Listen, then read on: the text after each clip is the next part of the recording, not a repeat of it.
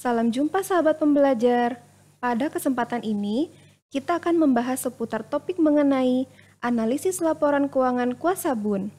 Namun, sebelumnya saya jelaskan dulu ya sahabat.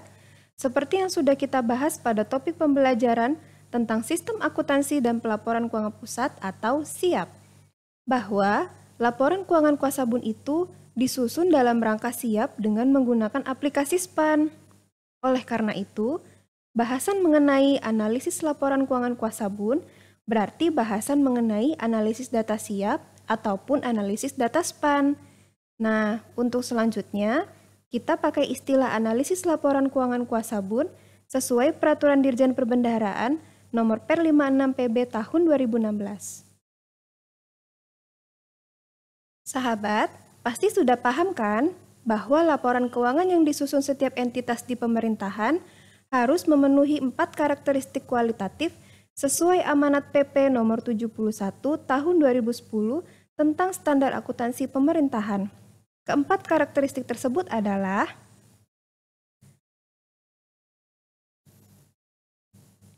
yang pertama, relevan. Laporan keuangan bisa dikatakan relevan apabila informasi yang termuat di dalamnya dapat mempengaruhi keputusan pengguna, di mana dengan laporan keuangan, pengguna dapat mengevaluasi peristiwa masa lalu, masa kini, dan dapat memprediksi masa depan.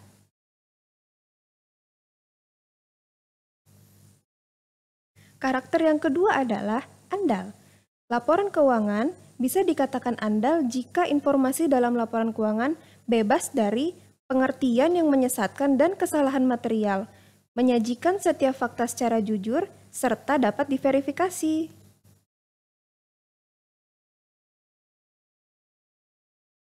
Karakter yang ketiga adalah dapat dibandingkan.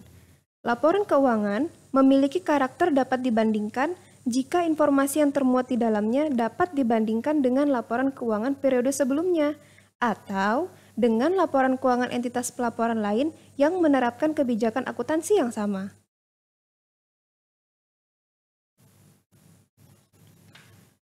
Karakter yang keempat adalah dapat dipahami. Laporan keuangan memiliki karakter dapat dipahami jika seluruh informasi yang disajikan dapat dipahami oleh pengguna. Selain memiliki kewajiban menyusun laporan keuangan yang memenuhi 4 unsur tadi, setiap entitas pemerintahan termasuk unit akuntansi kuasa BUN juga memiliki kewajiban menjaga kualitas data transaksi keuangan yang dikelolanya. Pengawalan terhadap kualitas data transaksi kuasa BUN dilakukan melalui 2 kegiatan. Yang pertama, melalui analisis data internal atau yang lebih dikenal dengan analisis laporan keuangan kuasa BUN. Dan yang kedua, melalui kegiatan rekonsiliasi dengan pengguna anggaran, yaitu para satuan kerja.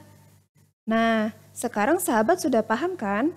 Mengapa dalam setiap petunjuk teknis penyusunan laporan keuangan kuasa BUN, baik bulanan, semesteran, triwulan 3, ataupun tahunan, senantiasa disebutkan ketentuan bahwa penyusunan LK-BUN dilaksanakan setelah pelaksanaan rekonsiliasi.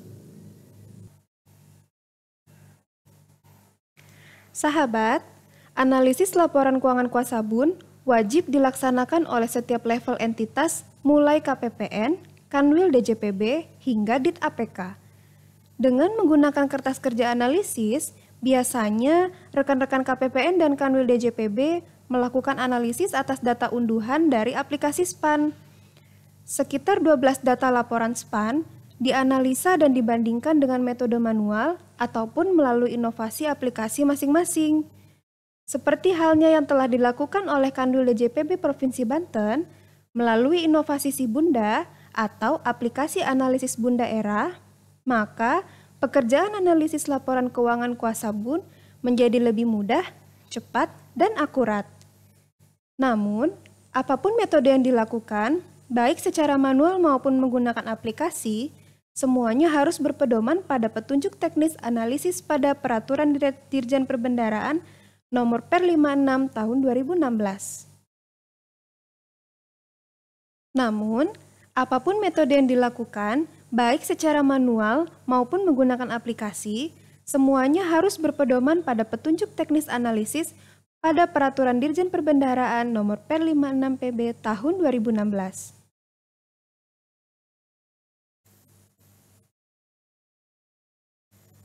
Ada beberapa manfaat dari analisis, di antaranya yang pertama, untuk mendeteksi kesalahan transaksi sedini mungkin bagi unit akuntansi, agar dapat segera dikoreksi sehingga dapat meminimalkan salah saji pada laporan keuangan. Yang kedua, memberikan informasi pendukung sebagai bahan pengungkapan atas pos-pos yang disajikan dalam laporan keuangan. Yang ketiga, memberikan informasi bagi unit pembina untuk menyusun rekomendasi dan strategi pembinaan sebagai upaya peningkatan kualitas laporan keuangan serta melakukan penilaian atas kinerja penyelenggaraan akuntansi dan pelaporan keuangan.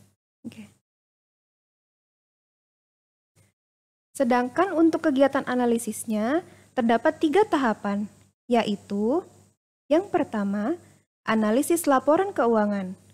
Yang kedua, analisis neraca lajur detail. Yang ketiga, analisis akurasi saldo dan jurnal transaksi. Kita akan coba bahas satu-satu. Untuk tahap pertama, analisis laporan keuangan ada 4 kegiatan, yaitu yang pertama, analisis laporan arus kas. Di sini, analisis dilakukan untuk menguji kewajaran nilai akun dan saldo kas pada laporan arus kas.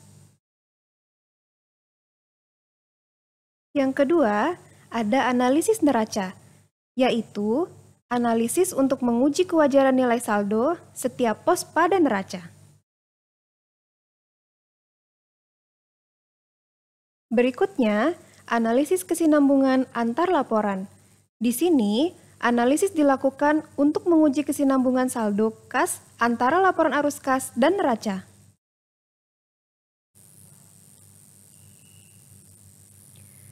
Terakhir, ada analisis neraca percobaan, yaitu analisis untuk menguji kewajaran nilai saldo setiap akun pada neraca percobaan, baik yang berbasis akrual maupun yang berbasis kas.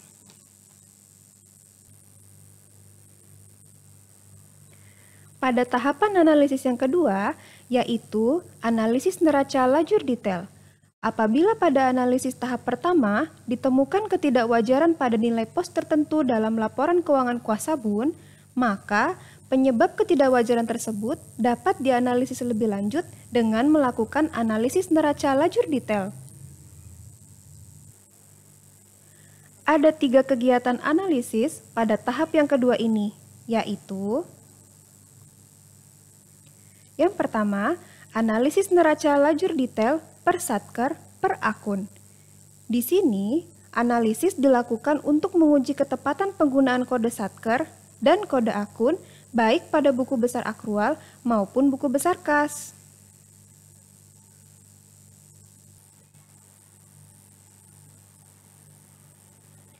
Yang kedua, analisis neraca lajur detail per bank per akun, yaitu analisis untuk menguji ketepatan rincian saldo akun kas pada setiap kode bank.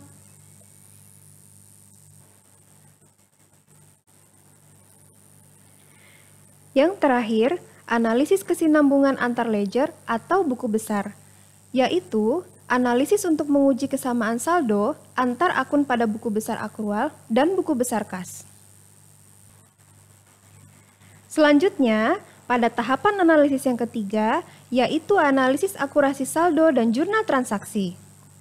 Apabila ditemukan ketidakwajaran pada analisis tahap pertama dan tahap kedua, maka dapat ditindaklanjuti dengan melakukan analisis lanjutan terhadap jurnal transaksi yang terbuku di buku besar SPAN.